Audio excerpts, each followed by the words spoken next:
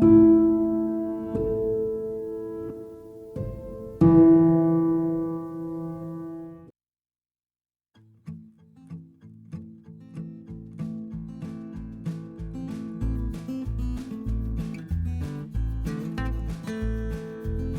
good morning. Welcome back. So this morning I'm feeling a bit refreshed. Took my bath, brushed my teeth, feeling all goody, and I'm just in the mood to shoot a video. So here it is. So on today's video, I'll be giving an introspective deep dive into Chimamanda's essay called "It is Obscene: A True Reflection in Three Parts." Man, was this essay controversial? Did it bring out the dragons on Twitter? People had their own say, people had opinions, people were giving out hot takes. It was just a mess. I do not know the state of the mind of Chimamanda when she was writing this, but from my own point of view, like seriously. So because of that, because it's quite a touchy topic and a controversial one at that, I'm going to be giving out a disclaimer.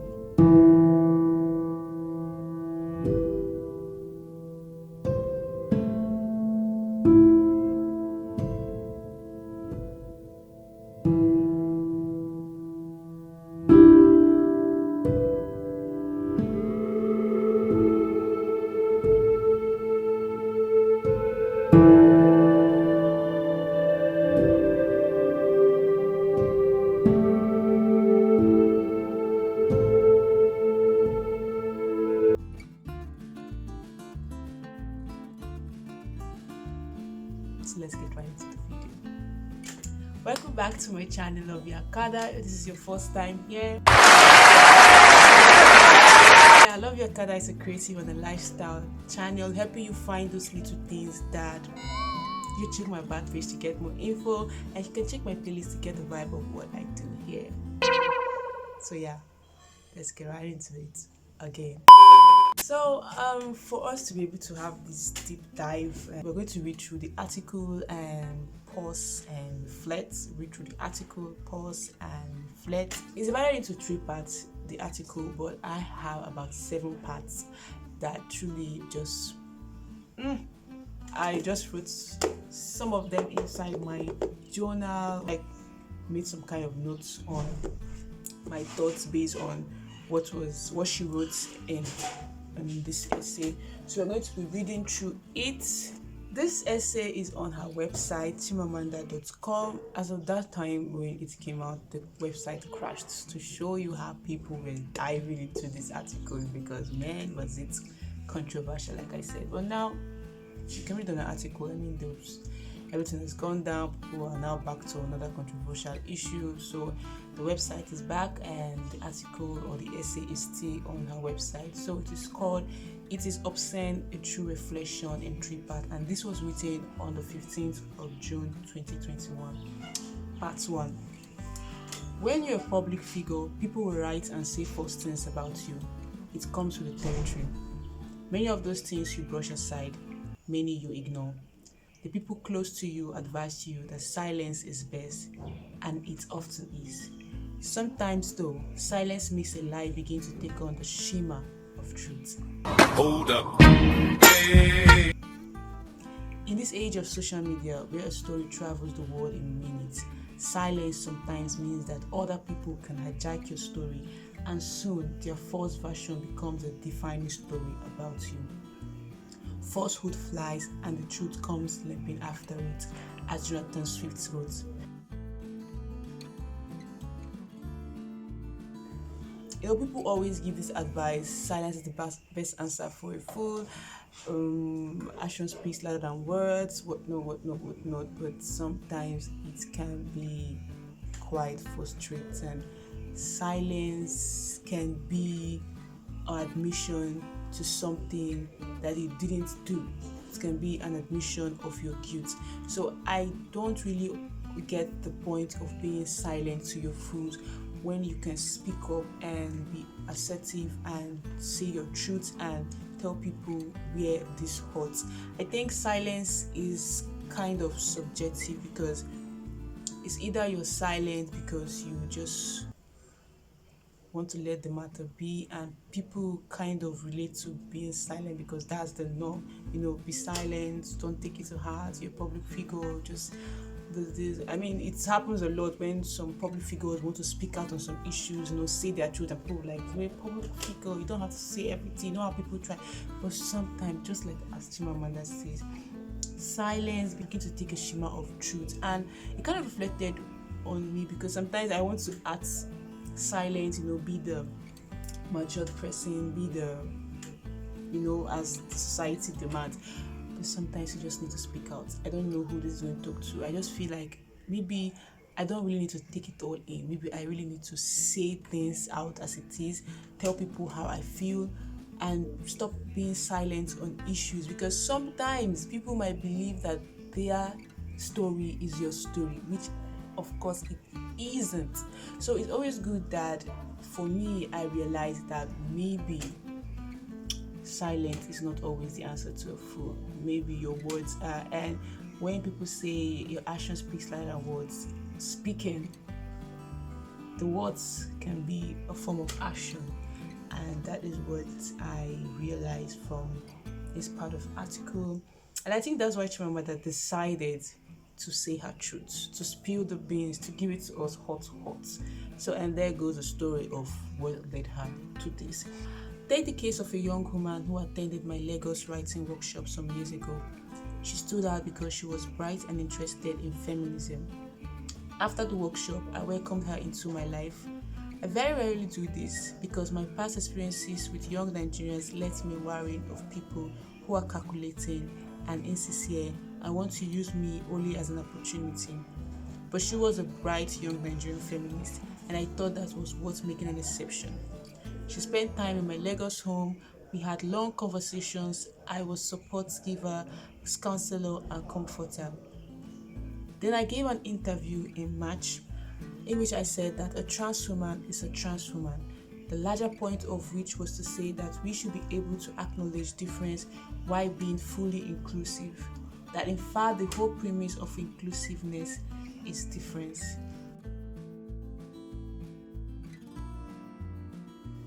Here again, another part that just, I mean, that's the whole point of exclusiveness. I mean, that is the opposite of exclusiveness, because you don't look like them, you're not like this, you're not like this, so you're being exclusively removed because you don't fit in. So, and this is why safe places are created. This is why we have a community. This is why we have, a place where we can be different. And like I said, I'm not going to be diving into these trans issues because I am not so knowledgeable and it's quite a touchy topic. I don't know if people, like I said, I don't know the backing or the idea behind this statement being transphobia. Like I said, I can't really tell you how this affects the issues and the fears and the experiences of trans women. So I can't really tell you how this statement must have affected this and how this statement comes out being transphobic, more like. So I'm just trying to talk about the inclusiveness being different, and that is truly what inclusivity is. It's all about the difference. It's all about accepting all bodies, accepting all voices, accepting all sexuality spectrum, accepting all types of things.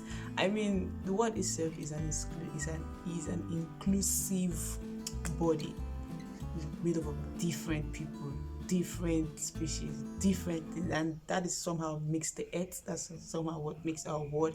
So I could understand from where she was coming from concerning the idea of the trans women, cis women, and the rest of it. But like I said, but coming to me, I just realized that truly, if we are trying to be inclusive in everything we're doing, we should try to accept the differences in our experiences, the differences in our faces, in the way we speak, in the way we talk, in the way we do things, and don't try to have this sort of eliteness when it comes to these communities or these safe spaces, and try to accept people's differences. I mean, accepting people's differences is a way, acknowledging these differences, knowing these differences, and still accepting and still acknowledging is a way of inclusivity. And I think that's what I really got from this part, and trying to tell myself that this person might speak this way, this person might do like this, person might do like that,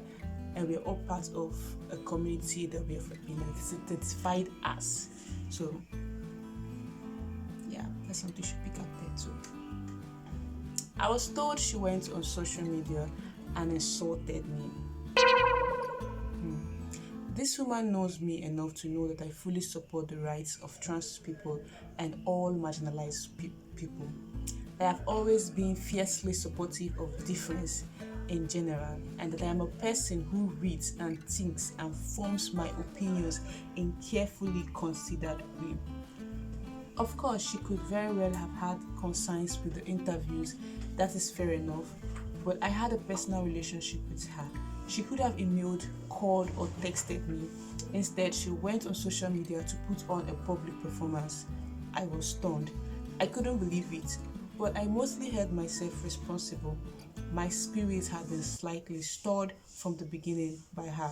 My first sense of unease with her came when she posted a photo taken in my house at a time when I did not want any photos of my personal life on social media. I asked that she take it down. The second case of unease was her publicizing something I told her in confidence about another member of the workshop. The most upsetting was when she, without telling me, used my name to apply for an American visa. Above all else was my lingering suspicion that she was a person who chose as friends only those from whom she could benefit. But she was a bright young Nigerian feminist, and I allowed that sentiment to override my unease. After she publicly insulted me, it was clear to me that this kind of nauseous person had no business in my life ever again. A few months later, she sent this affected, self-regarding email which I ignored. And this goes the email. We're reading right into it. Friday, September 15th, 2017 at 4:35 a.m. Dearest Chimamanda, happy birthday. I mean this with all my heart, even though I know I have fallen, removed myself from your grace. It will be impossible for me to stop loving you. Long before you gave me the possibility of being your friend, you were the embodiment of my deepest hopes, and that will never change. I think of you often, still stating the obvious. I grieve the loss of your friendship. It is a complicated sadness. I'm sorry that I caused you pain, or to feel like you can no longer trust me. There's so much that I wish could be said. I pray this birthday is the happiest one yet.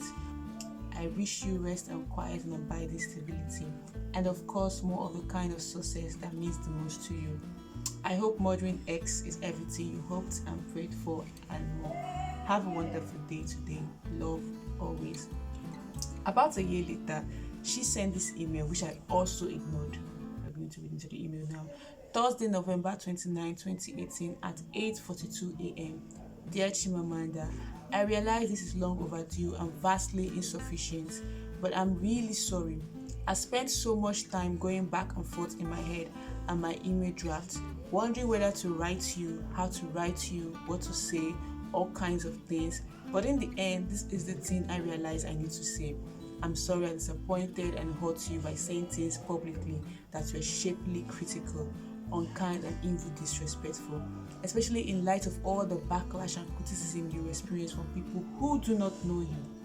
Emphasizes, who do not know you. I could have acted with more consideration towards you. I should have especially given the privilege of intimacy that you had offered me. There are many reasons why I chose to behave the way I did, but none of them is an excuse. And I clearly realize now, after many months of needless sadness and angst and hurt and actual confusion, that I did not treat you as a friend would, certainly not as someone would to whom you had offered unprecedented access to yourself and your life. You have meant the world to me since I was barely a teenager. It's been very hard navigating the emotional fallout of the past several months, knowing you were displeased with me but truly not quite understanding why, then deciding I didn't care, then realizing that would never be true. I've always cared, but I was too mixed up about the situation to be able to make sense of it or properly see past my own justifications. I'm sorry it took me so long to grasp how I let you down. I realize that I don't have room to ask anything of you, but I would be grateful for a chance to say this in person. Still, even if I never get that, I really hope you believe me. Congratulations on starting the workshop and on all the other amazing successes of the past several months. I think of you often. It will be impossible not to.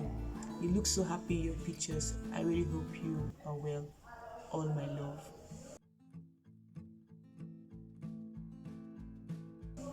So this here is why I decided to reflect on relationship first. Oftentimes we like to parade ourselves as this liberal beings, this new age of social media justice, if you want to say that. And sometimes in the long run, or in the midst of doing that, which is okay, in the midst of defending what you believe in, you kind of ruin beautiful relationship because you're not given, or you did not give a chance for you to be a friend first, for you to be a sister first, for you to be a brother first, for you to be whatever type of relationship figure this person or you are to this person. Maybe a friend of yours did something that's quite controversial or caused the ruckus on social media, and because of your need to protect whatever it is you're protecting, you join in and bash and do whatnot. I don't know, but I feel like your loyalty is to your friend first before these strangers, before these people, because I think you understand where your friend was coming from, or you would understand your friend more in hearing what your friend has to do and kind of standing in for your friend, not in a way of hiding your friend from accountability if the friend has actually done something that should cause him to be accountable for his actions or her actions, but meaning that you should not be among those kind of bashing. You have this person on your phone, you can call this person, you can talk to this person, you can hear this person's point of view. I mean, you're this person's friend. Your loyalty should be with this person, not people you do not know, not your followers, not whatever who they think they are. I mean, personally, but because when you're a public figure, it's a quite tricky situation. And I can understand where people just want to say, I mean, they can't scosh and everything. Personally, for me, I feel my loyalty is to my friend first. My relationship with this person comes first, in the sense that I'm not trying to cover up for this person's actions or trying to hide this person from taking accountability or responsibility for his or her actions, but more like standing in as a friend for this person, not following the bandwagon, not following the bashing or try to turn within a type of figure and just.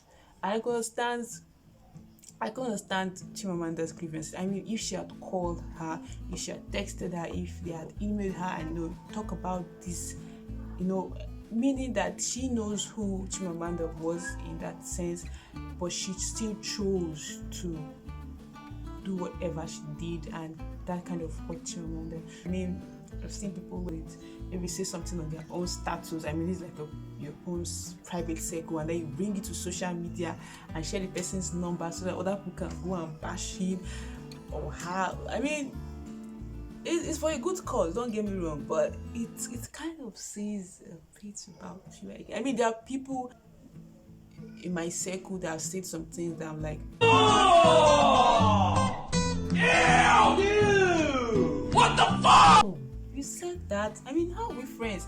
Trust me, it happens a lot, but that doesn't mean that I have to go on social media, bring this person out, share the person's number, and just try to, yes, eat him up.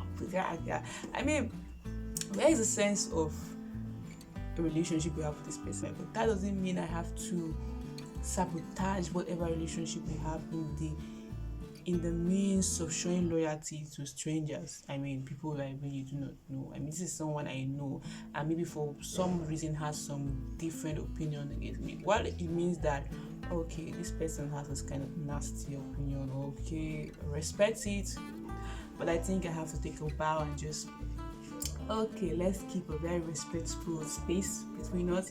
It just so happens it's going to be a personal decision, not because you want to get your people to devote this person. I mean, it kind of says a lot about you. Just saying. I mean, So I just feel your relationship should come first in such matters. I mean, not like I said, not trying to cover the person or hide the person from taking accountability or taking responsibility for the person's actions if the action seems to be a bit on the wrong side. So don't get me wrong. So this is after the email. Chimamanda continues on in this essay. I hope never to hear from her again, but she has recently gone on social media to write about how she refused to kiss my ring. Wait a minute! As if I demanded some kind of obeisance from her. She also suggests that there is some dark, shadowy more to tell that she won't tell, with an undertone of if only you knew the whole story. It is a manipulative way of lying, of course it is, by suggesting there is more when you know very well that there isn't. You do sufficient reputational damage while also being able to plead deniability. Innuendo without facts is immoral. I mean, Chimamanda just keeps dropping quotes. That's all I can say. This Chimamanda just keeps dropping quotes. I mean, I can tell you from like 10 quotes that I can just get from this. I mean, it's obvious. No, there isn't more to this story. It is a simple story. You got close to a famous person. You publicly insulted the famous person to aggrandize yourself. The famous person cut you off. You sent emails and texts that you ignored, and you then decided to go on social media to peddle falsehoods. It is obscene to tell the world that you refuse to kiss a ring when in fact there isn't any ring at all. I cannot make much of the hostility of strangers who do not know me. Fame taints our view of the humanity of famous people, but the truth is that the famous person remains irretrievably human. Fame does not inoculate the famous person from disappointment and depression. Fame does not make you any less angered or hurt by the duplicitous nature of people. To be famous is to be assumed to have power, which is true. But in the analysis of fame, people often ignore the vulnerability that comes with fame, and they are unable to see how others who have nothing to lose can lie and connive in order to take advantage of that fame. Why not giving a single thought to the feelings and humanity of the famous person? And when you personally know a famous person, when you have experienced their humanity, when you have benefited from their kindness, and yet you are unable to extend to them the basic grace and respect that even a casual acquaintanceship deserves, then it says something fundamental about you. Trolls, haters, stans of famous people are a whole lot to consider. As far as you've put out yourself out on social media circles, rest of it, you are sure you are bound to have all this type of strangers, and you begin to see how people can draw conclusions like if you're some kind of mannequin where they can just put dresses on, just keep operating you like as if you're not human. I mean, we do things that if a famous person does right now, we are the first ones to throw the stones to say, oh, why would she do this? Oh, she did this is body shame, this is this, this is that, this is cancel culture sets in and the rest of it is happening. And we forget that these people are human beings. I mean, they've made mistakes. They will make mistakes, just like you're doing at home, just like you're doing with your friends, just like you're doing everything. I don't know why people just keep these famous people on a pedestal of righteousness and the pedestal of honesty and the pedestal of perfection. I mean, it's crazy because truly, just as what Chimamanda says, people do not understand that these people are humans and they make mistakes and they have their moment, they laugh, they cry, they are angry. I mean, they are people. And in a deluded way, you will convince yourself that your hypocritical, self-regarding, compassion-free behavior is in fact principled feminism. It isn't. You wrap your mediocre malice in the false gauziness of ideological purity, but it's still malice. You will tell yourself that being able to parrot the latest American feminist orthodoxy justifies your hacking at the spirit of a person who has shown you only kindness. Or you can call your opportunism by any name, but it doesn't make it any less of the ugly opportunism that it is.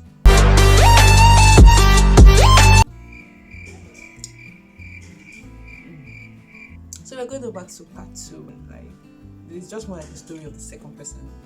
When I first read this person's work, which was the application to my writing workshop, I thought the sentences were well done. I accepted this person. At the workshop, I thought they could have been more respectful of the other participants. Perhaps not kept the typing dismissively as other stories were discussed, with an air of being among people below their level.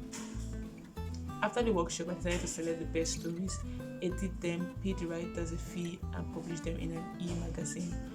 The first story I chose was this person's. I wrote a glowing introduction, which the story truly deserved.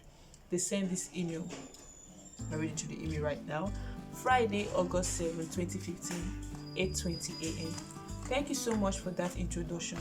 It means so much to me, and I'm going to keep reading it to get through the rest of my stay at Ruckus.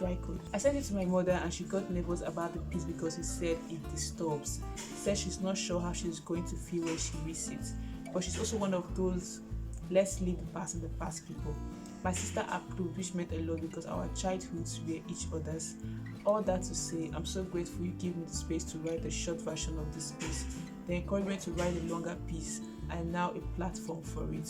I definitely have plans to write more about Abba. Thank you with all my heart. P.S. I wanted to sign off gratefully plus gracefully in Igbo, but I said let me know from my own handle with a smiling emoji. About a year later, this Chimamanda writing, they sent another email to let me know that their novel would be published. Wednesday, June 8, 2016, 8:20 a.m. Greetings. I hope all is been well with you this past year. Belated congratulations on the baby's arrival. I hope she's being a delight. I'm sure she is. And on the John Hopkins honors.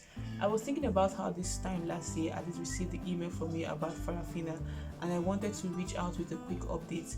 I just accepted an offer for the novel I accepted as my application, and it feels like the workshop was a catalyst for the event that led me here. So thank you for the workshop and your words and the Olisa TV series and listening to me babble on about my story at the hotel. I deeply appreciate all of it, and you, all my best. Chimamanda continues writing. Before the novel was published, I spoke of it to some people to help it get attention. I had not been able to finish reading it. I found the writing beautiful, but the story force-hearted and burdened by pathos. When I spoke of the novel, however, it was the former sentiment that I expressed, never the latter. After I gave the March 2017 interview in which I said that a trans woman is a trans woman, I was told that this person had insulted me on social media, calling me, among other things, a murderer. I was deeply upset because while I did not really know them personally, I felt they knew what I stood for, that I fully supported the rights of trans people, and that I do not wish anybody dead. Still, I took no action. I ignored the public insult. Yeah, silence is not always the answer. When this person's publisher sent me an early copy of their novel, I was surprised to see that my name was included in their cover biography. I had never seen that done in a book before. I didn't like that I had not been asked for permission to use my name. But most of all, I thought, why would the person who thinks I'm a murderer want my name so prominently displayed in their biography? Then I learned that because my name was in the cover biography, a journalist had called them my protege, and then they threw a Twitter tantrum about it, calling it clickbait, viciously disavowing having received any help from me. I knew this person had called me a murderer. I knew they were actively campaigning to cancel me and tweeting about how I should no longer be invited to speak at events. But this I felt I could not ignore. I sent an email to my representative from Chimamanda, reading through the email, from Chimamanda Adichie, date Wednesday, February 14, 2018 at 2:06 p.m. I'm writing about X. She attended my Lagos workshop 2 years ago, and I selected her as one of the few pieces I published after the workshop. Apparently, I was referred to as her mentor, and or she was referred to as my protege in some articles, which led to her tweeting about it. Her tweets were forwarded to me by friends. In them, she reacted quite viscerally to my being called her mentor and her being my protege. To be fair, she's not technically my protege, and it is perfectly fine that she feels this way, but her ungracious tone and the ugliness of the energy spent on her tweets surprised me. I recently received her book and noticed that my name was included in her official book bio. I was stunned. Surely, if she is so strongly averse to my being considered the person who has been significant in her career, which is my understanding of the loose use of protege stroke mentor, then it is unseemly to make choice to include my name in her bio. I find this unusual, as I don't think I've seen it done before in a book bio, but I also now find it unacceptably cynical. It is only reasonable for a person who sees my name as it is used in her bio. Her work has been selected and edited by Chimamanda, Inclusiveness, quote unquote, to assume some sort of mentor-protege relationship. To publicly disavow this with a tone bordering on hostility, and at the same time soberly use my name to sell her book is utterly unacceptable to me. I'd like you to please reach out to our publishers and ask that my name be removed from our official book bio. I refuse to be used in this way. Chimamanda. After contracting her publishers, my representative wrote, "They have asked whether your preference would be to remove the acknowledgement to you in the back of the book also in future reprints." I replied, "I don't think that's my decision to take, and so will not answer either way, although it would be ideal if she herself made the decision to do so."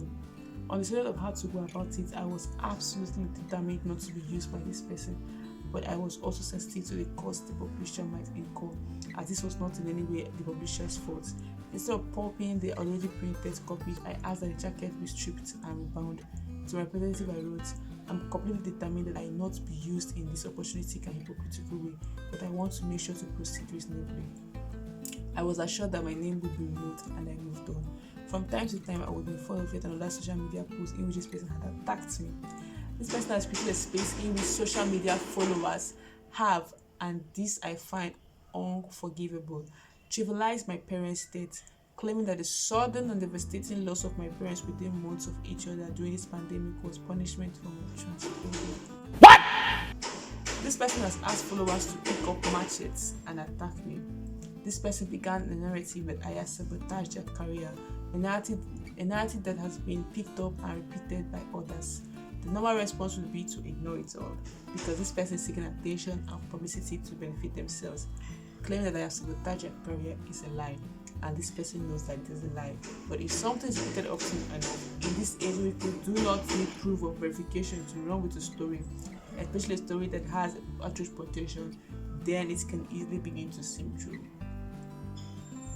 By addressing this lie, we indeed get this person some attention, made them vex, and it's. Here is the truth.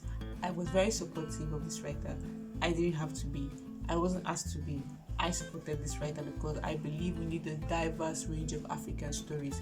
Sabotaging a young writer's career is just not my style. I will get no benefit or satisfaction from it. Asking that my name be removed from your biography is not sabotaging your career. It's about protecting my boundaries of what I consider acceptable in civil human behavior. You publicly call me a murderer and still feel entitled to benefit from my name? Use my name without my permission to sell your book and then throw an ugly tantrum when someone makes a reference to it? What kind of monstrous entitlement? What kind of perverse self-absorption? What utter lack of self-awareness? What unheeding heartlessness? What frightening maturity makes a person act this way?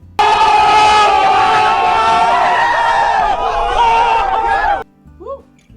Chimamanda really snapped on this one. Besides, a person who genuinely believes me to be a murderer cannot possibly want my name on their book cover, unless of course that person is a rank opportunist. I really don't have anything to say yet. This is just a story. Just take whatever you can take from this. Her writing is superb. Her articulation is she doesn't use grandiose words like, but man, she knows how to put the right words where to put them. And I'm just like, ooh. In certain young people today like this too from a writing workshop, I notice what I find increasingly troubling: a cold blood grasping, a hunger to take and take and take but never give, a massive sense of entitlement, an inability to show gratitude, an easy dishonesty and pretension and selfishness that is couched in the language of self-care. Did she just describe? Wow, this looks familiar. We see it every day. An expectation always to be helped, and rewarded no matter whether deserving or not. Language that is slick, but with little emotional intelligence, an astonishing level of self-absorption, an unrealistic expectation of puritanism from others, an over-inflated sense of ability or of talent where there is any at all, an inability to apologize truly and fully without justifications, a passionate performance of virtue that is well executed in the public space of Twitter, but not in the intimate space of friendship. I find it obscene. You see, this right here, this first paragraph of part 3, is what I call the summary of the digital era of social media, especially on Twitter. People lack emotional intelligence when giving hot takes. People just want to give hot takes. People, in every discussion, in every conversation, in every story that comes out, they are always there to give you a logical point of view. Why do we always have to give logical point of view when in fact we are not logical beings? We are a combination of both logical and sentimental and emotional and all types of feelings all comprised in us as humans. Because of it, it's actually kind of effective, because I feel if I'm part of those with the general understanding, or more like, let's just say everybody believes the sky is blue and I believe the sky is blue because this is, I've seen it, the sky is blue, but someone comes on social media and tell you, do you really believe the sky is blue? The sky is in fact red. I do not believe the sky is blue because the sky is red, because why the building comes from the other. Oh, that's good. Now I really get. People will always want to stand out, to be different, to have this sort of I'm trying to say. People demand. I can tell you that I'm guilty of trying to be like this kind of people, meaning just to have a different opinion so that I could really stand out, so I could be a bit, especially this normalizing trend. Oh God. Let's normalize. People really want to normalize a whole lot of shit, and it's quite disgusting. And people really want to have their own say, have their own opinions, because it's logical, it's this. And when you want to try and say that I'm talking from a logical view, I'm not being sentimental, this. Being sentimental is what makes you human. Being emotional is what makes you human. Having that ability to have an emotional intelligence and knowing that, okay, this isn't the way to go. This really isn't the way to go. I've had my fair share of trying to demand some certain type of virtue, from people, or trying to do, but these people are human beings and they are different. Like I said, inclusivity is different. So understanding that is a whole lot, and I'm like, okay, maybe I should really take a step back, take a 360 degree with what is happening, and just it helps a lot. I'm still referring to that topic of you don't have to be in every conversation, because I said a lot about that. That was actually a kind of deep reflection for me. And we as young people are really affected by it, because we want to seek some kind of validation from people we don't know, because if we say this out loud, people we get the likes, we get the some kind of validations, the retweets, the quotes. Twitter is a place for all those. I don't know about what's Twitter is the king of them all. There are many social media savvy people who are choking on sanctimony and lacking in compassion, who can fluidly pontificate on Twitter about kindness but are unable to actually show kindness. Grab them. People whose social media lives are case studies in emotional aridity. people for whom friendship and its expectations of loyalty and compassion and support no longer matter, people who claim to love literature, the messy stories of humanity, but are also monomaniacally, ooh, Chimamanda, did you just use that word? But are also monomaniacally obsessed with whatever is the prevailing ideological orthodoxy. She really dragged us by our toes. People who demand that you denounce your friends for flimsy reasons in order to remain a member of the chosen Puritan class.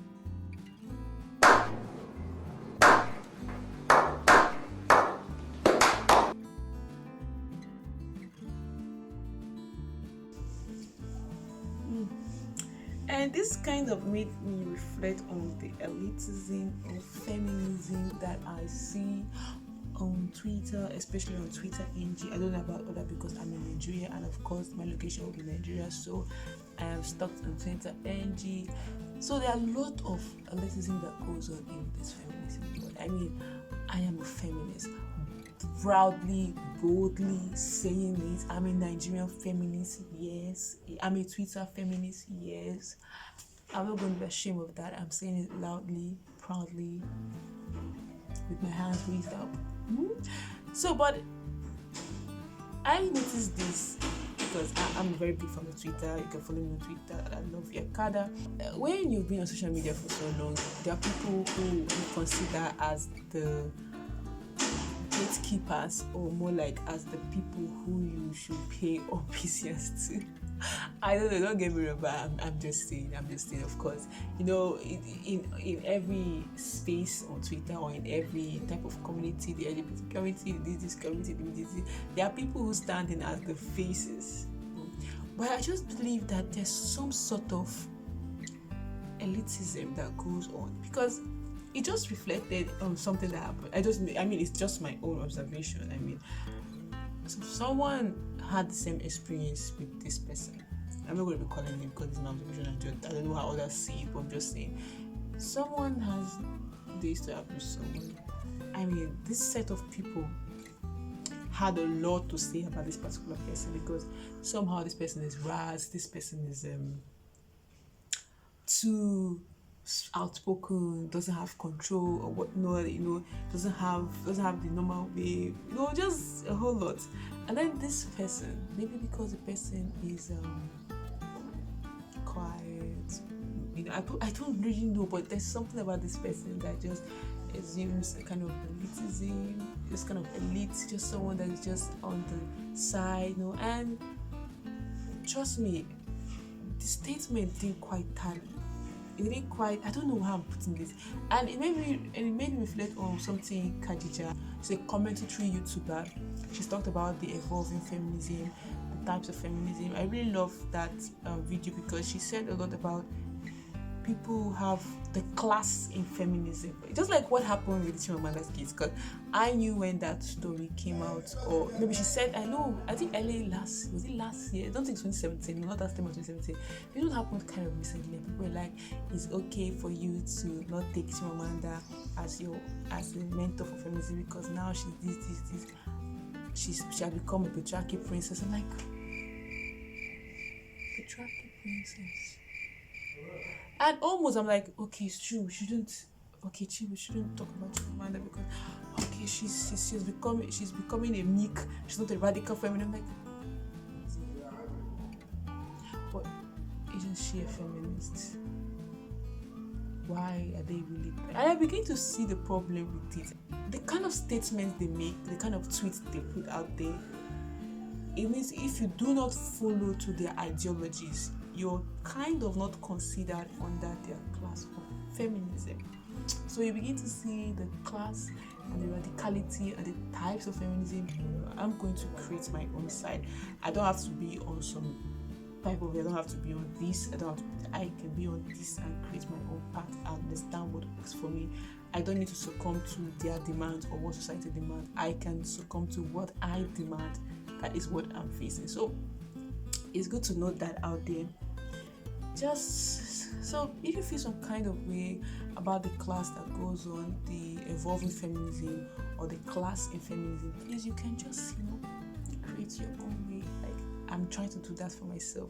You know, I'm not against any of these women or against any of the feminists out there who have their own way of showing that they are feminists. Kudos to you. So, but don't feel pressured. I mean, I'm trying not to feel pressured in trying to be a particular way, because do you get? I'm trying to create my own, walk through my own, just be my own, without offending anybody or causing some kind of harm to myself and another person. Because I believe in whatever you're doing, as far as it's not hurting anybody and it's not hurting you, then you're good to go. You are good to go. Yeah, that's all I can say. Who asks you to educate yourself? Why not having actually read any books themselves? Well, it happens a whole lot.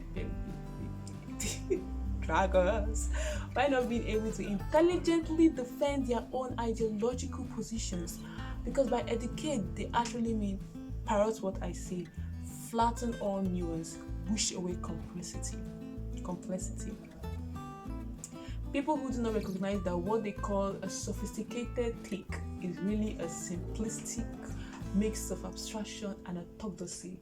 Sophistication in this case being a showing off of how au fait they are on the current version of ideological orthodoxy. Man, this video is a long one, so I really need to take a break. So we're going to continue reading because it's Chimamanda and we're going to read. So, people who wield the words violence and weaponize like tarnished pitchforks, people who depend on obfuscation, who have no compassion for anybody, genuinely curious or confused. Ask them a question, you're told that the answer is to repeat a mantra. Ask again for clarity and be accused of violence. How ironic. Speaking of violence, that is one of these two who encourage Twitter followers to pick up machetes and attack me. And so we have a generation of young people on social media so terrified of having the wrong opinions that they have robbed themselves of the opportunity to think and to learn and to grow. I have spoken to young people who tell me they are terrified to tweet anything that they read and reread their tweet because they fear that will be attacked by their own.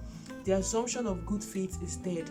What matters is not goodness but the appearance of goodness. We are no longer human beings.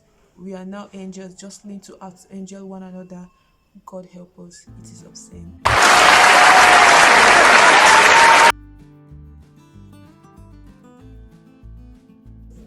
Now, don't get me wrong. This quite made me a bit skeptical because whenever you tweet something or say something on social media nowadays, you have to be able to read. You have to be able to think this through. How does this tweet comes out? Does it come out as transphobic, homophobic, body shaming? Does it come out as what? No, you just have to be so careful about what you tweet out or what you say, because it might be offensive to a particular group of people, which of course is not such a bad idea. I mean, we have to be sensitive, we have to be careful with what we say, we have to think, we have to reflect before you say. We live in a world where there are lots of species, there are a lot of communities, and you have to be very careful not to offend anyone. And trust me, it can be a bit overwhelming. I mean, it is overwhelming because it just so happened. Just like one time, a girl, her content is all about eating. This happened on Twitter, NG. Her content is all about eating large amounts of food, just from this to that. It's just her way of creating content, which I have no problem with. But somehow someone said that this kind of content can be quite triggering for those with anorexia. That is okay. I really get what the person was saying, but it kind of made me feel, so at what point do we do things just for the sake of doing things, like just have fun? I mean, don't get me wrong, like I said, it's always good, but at what point do we, I know it's good to overthink every step, but at what point do we just leave? I don't even get. So that really, even another part whereby someone also made a statement about you saying you have periods or cramps, this is kind of offensive to trans women who can. I'm like, I think I made that statement, in reaction to one of my old videos about reacting to woke Twitter, reacting to Twitter that had me or something like that. I've forgotten what that video topic was. I'll put a link above where someone made that statement about, saying this and made some kind of analogies that didn't quite make sense at all. I mean, it didn't quite make sense at all. So, that got me thinking, so what is now required of us? I mean, if you put out something, it comes out as you're being fetish, you're being this. Because there are a lot of words out there now that every little thing you do has a word for it. It has, which is not, like I said, it's not such a bad idea. It's not such a bad idea. But it can be so overwhelming, and sometimes it can be so performative, especially to people who want to sound woke, which is not a bad thing at all. But it's kind of in a bid to sound woke, in a bid to be liberal, in a bid to be, more protective of these safe spaces, which of course is a good thing. I'm putting emphasis on it. But in a bid to do that, you lost sense of the whole idea of it. You make senseless tweets, you make senseless analogies. Because of that, young people can't be able to you can't be able to teach, you can't be able to learn, because you're so wearing off. Okay, if you do this now, doesn't mean that I am. Just like someone puts in their journey of weight loss, someone just comes out and just says that the person is a form of fat phobia. Oh Lord. So I just hope that maybe we can be a little less logical and more of emotional intelligence, and in a bit to be woke, in a bit to be liberal, in a bit to protect these safe spaces. I think we should try to do it in a very sensible and encouraging manner, and in a non-offensive. Because, oh my God, people can be quite so offensive and defensive, which of course is allowed, but